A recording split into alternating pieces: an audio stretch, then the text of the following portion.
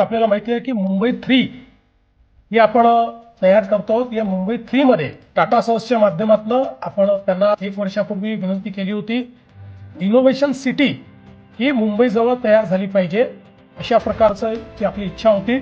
या संदर्भात 1 वर्षापूर्वी डाबोसमध्येच टाटा सन्सचे जे प्रमुख आहेत त्यांनी चंद्रशेखरन यांच्याशी चर्चा झाली होती। त्यानंतर त्यांनी एक टीम तयार केली।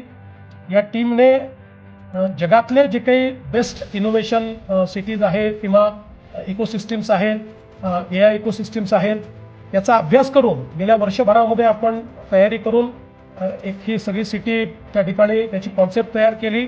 त्याची जागा आपण एअरपोर्टपासून एक 20 ते 25 मिनिटावर जागा आयडेंटिफाय केली आणि काल जगातल्या 450 प्रमुख लोकांसमोर याची अनाउन्समेंट आपण केलेली आहे। आणि ही अनाउन्समेंट करताना सगळ्यात महत्त्वाचं आहे की याची जी इकोसिस्टम आहे त्या इकोसिस्टम करताना विशेषतः डेटा सेंटर्स करता टाटा सन्सने स्वतः त्या ठिकाणी $11 बिलियन AI डेटा सेंटर्स करता गुंतवणुकी करता घोषित केलेले आहेत। एक प्रकारे जे काही आपलं फ्युचर आहे त्या फ्युचरचं शहर म्हणून ही इनोव्हेशन सिटी असणार आहे। आणि याचा फायदा असा आहे की ही झाल्यानंतर त्या सगळ्या टियर 2 सिटीज आहेत त्या ठिकाणी इनोव्हेशनचं कल्चर तयार करण्याकरता आणि ती इकोसिस्टम तयार करण्याकरता एक प्रकारे हब असेल आणि त्यातनं वेगवेगळ्या ठिकाणी आपल्याला तयार करता येतील।